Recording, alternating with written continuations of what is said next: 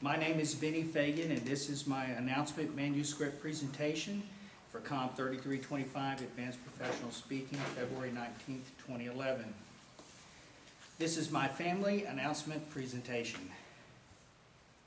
The purpose is to inform family members about preparation and actions to take during future hurricanes or other emergency situations. Update your family contact information right away. Update the family contact list by sending your phone number and email addresses to grandma@aol.com. Include your cell phone and your house phone, and include your children's cell phone, as well as neighbor contact information if you like. Can you text? During Hurricane Ike, cell phone service was not reliable, but text messaging was. It worked much better. So be sure you have text messaging capability on your cell phones, and if you don't do text messaging, send some practice text messages before hurricane season begins. Where do we go? We have family members living in Houston, Galveston, Corpus Christi, Victoria, and San Antonio.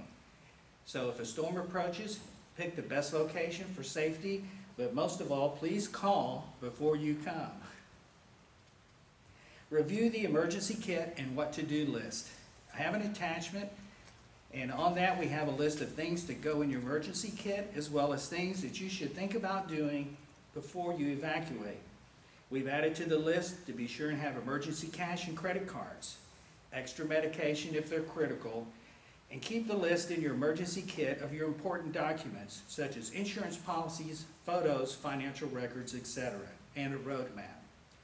If you do have to evacuate, the important thing is to call your destination.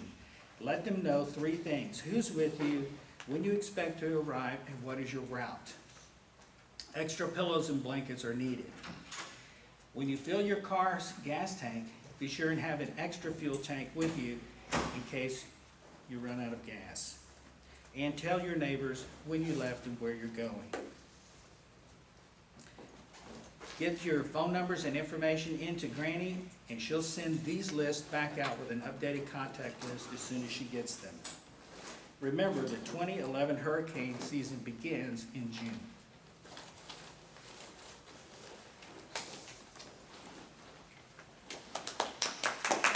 Yay!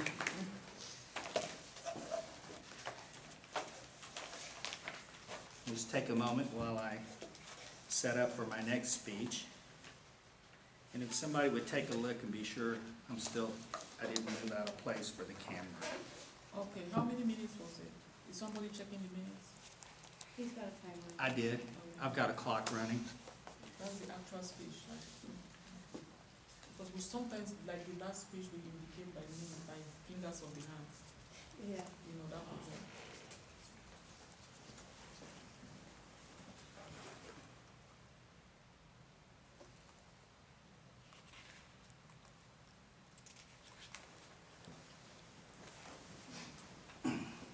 Okay, would you let me know when I'm back in the camera, and I'll begin.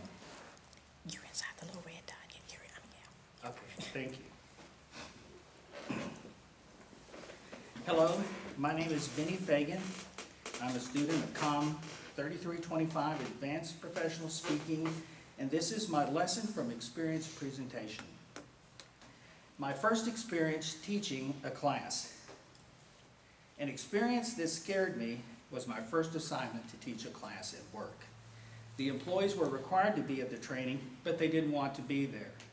They all said the training was boring and unnecessary, a waste of their time.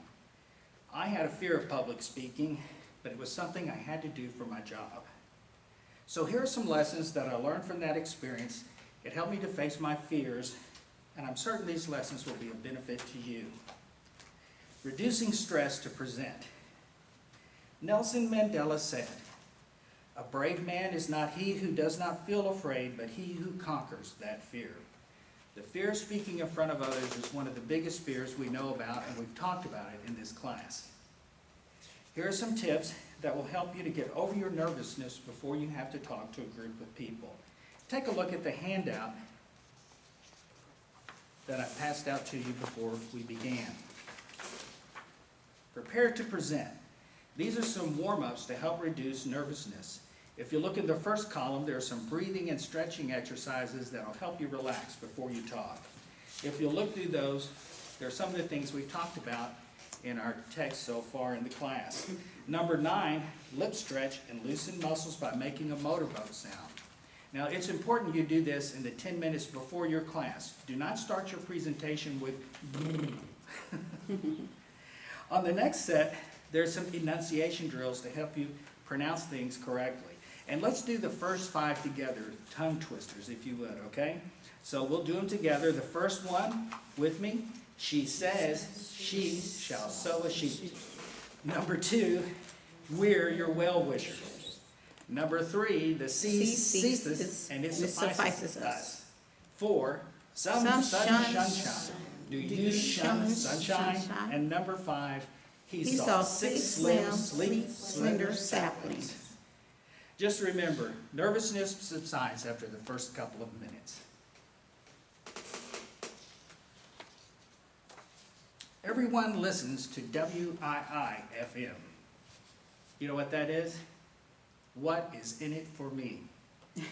I learned that everyone listens only as long as I continue to share information that they think is relevant or beneficial. So I changed the training to talk about 3 important questions. 1, why am I here? Why is this important? And how can I use this to benefit me? The other thing I did was to set positive expectations. The trainers who used to teach the class before me started the class apologizing that they knew it was boring training and people had to be there.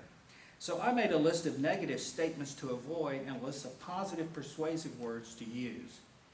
So I listened to advertisements on TVs to come up with some positive words. Can you think of a couple maybe? New. Exciting. I like that. Improved. Guaranteed. So instead of apologizing for my training, I started my training class with welcome. The training is new and improved, guaranteed to produce results. Open with a bang. Get people's attention right from the start. I found if I lost people's attention at the beginning, it was hard to get it back as we went along. So I had something interesting on the screen when they walked in. I asked a provocative question, started with a famous quote, like today, or appealed to human interest by telling a story or sharing a personal experience. I learned to present the facts with charts and graphs. When I would talk about numbers, people's eyes would glaze over. So I recognized that I needed to use visual aids for more clarity and credibility when I presented. This chart shows that memory is 6 times greater when I use words and pictures together. And studies show people remember 65% of information after 3 days if we use charts and graphs. Closing with a challenge. I've learned that the ending is the second most important part of my presentation because people remember best what they hear last. So I summarized the positives and recapped the major points. I wanted to keep in mind that when people walked out the door, I wanted them to have a memorable concept from the training. The last thing I did was to make it personal. A call to action. I use an emotional quote or a meaningful story or a poem. The important thing was to help people see how the information they learned could in some way affect or improve their life. So I always tried to close by helping them see how they could use the information to go from failure to success, from weakness to strength, or from defeat to victory. Do you have any questions quickly? All right, thank you.